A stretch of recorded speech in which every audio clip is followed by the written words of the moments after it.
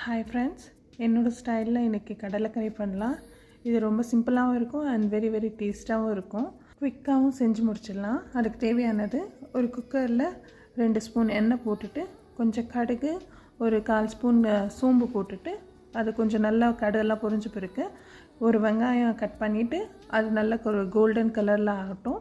ஆன பிறகு நான் இங்கே வந்து கத்திரிக்காய், நூக்கல், உருளைக்கிழங்கு போட்டிருக்கேன். காய் நீங்கள் வேணா கூட பீன்ஸ் எல்லாம் ஆட் பண்ணிக்கலாம். அண்ட் எண்ணெய் ஊற வச்சுருந்தேன்னா கொண்டக்கடலை அதையும் போட்டு அதுலேயே கொஞ்சம் வதக்கிடலாம். இப்போ ஒரு ஜாரில் ஒரு 2 வெங்காயம், கொஞ்சம் தேங்காய், கொஞ்சம் இஞ்சி, பூண்டு, கொத்தமல்லி, தக்காளி இதை போட்டு நல்லா நைஸாக அரைச்சிடலாம். ரொம்ப நைஸாக இருக்கணும், திரியாக இருக்கக்கூடாது. பாருங்கள், இந்த மாதிரி. கத்திரிக்காய் கொஞ்சம் கால்வாக வெந்திருக்கு. இப்போது அதுக்கு தேவையான மசாலா போட்டுக்கலாம்.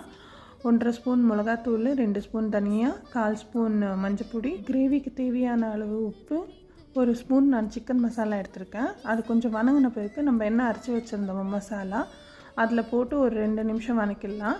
அதே ஜாரில் நான் வந்து 1 கிளாஸ் தண்ணி ஊற்றிட்டு கலந்து விட்டுடலாம். பாருங்கள், இது இப்படி தான் மீடியமாக இருக்கணும். ரொம்ப கெட்டியாகவும் இருக்கக்கூடாது, ரொம்ப தண்ணியாகவும் இருக்கக்கூடாது, மீடியமாக இருக்கணும். இப்போ குக்கர் மூடிட்டு 2 விசில் வரட்டும். அப்போ தான் நல்லாயிருக்கும் குழம்பு. ஏன்னா ஆல்ரெடி காய் அரை பாகம் வெந்திருக்கு, நல்லா வதக்கியிருக்கோம் இல்லையா, அதனால அது 2 விசிலே போதும். 3-4ன்றதெல்லாம் வேண்டாம். அப்புறமா பாருங்கள், இப்போ விசில் வந்து ஆயிடுச்சு. இப்போ ஓப்பன் பண்ணி பார்க்கலாம். பாருங்கள், காய் கடலை எல்லாம் நல்லா வெந்திருக்கு.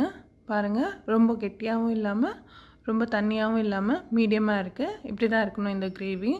இதுக்கு கொஞ்சம் கொத்தமல்லியும் கொஞ்சம் கசூரி மேத்தி போட்டுட்டு கலந்து விட்டுடலாம். பாருங்கள், ரெடி ஆயிடுச்சு. இதை நீங்கள் சப்பாத்தியோடையும் களி, இட்லி, தோசையோடையும் நீங்கள் சர்வ் பண்ணலாம். சூப்பராக இருக்கும். இப்போ நான் இது களி ப்ளஸ் இந்த கிரேவியோடு சர்வ் பண்ணுறேன். வீட்டில் ட்ரை பண்ணி பாருங்கள். இன்னொரு களி சாப்பிட்லாமான்னு ஆசையாக இருக்கும். வீட்டில் ட்ரை பண்ணி பாருங்கள். ட்ரை பண்ணிவிட்டு எனக்கு கமெண்ட்ஸ் பண்ணுங்கள், லைக் பண்ணுங்கள், ஷேர் பண்ணுங்கள் என்னோடய சேனலுக்கு. ப்ளீஸ் உங்கள் சப்போர்ட் எனக்கு வேணும். ஓகேங்களா? ட்ரை பண்ணுங்கள், மிஸ் பண்ணாதீங்க. தேங்க்யூ. பாய்.